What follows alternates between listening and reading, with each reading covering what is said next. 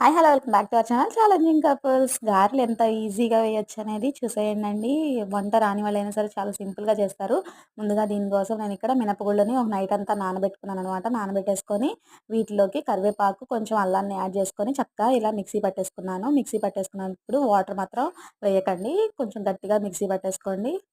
ఇలా మిక్సీ పట్టేసిన తర్వాత ఇప్పుడు ఇందులోకి ఉల్లిపాయలని, పచ్చిమిర్చిని యాడ్ చేసుకుంటున్నాననమాట. ఇలా యాడ్ చేసుకొని కొంచెం టేస్ట్‌కి తగినట్టుగా సాల్ట్ యాడ్ చేసుకొని మిక్స్ చేసేసుకోండి.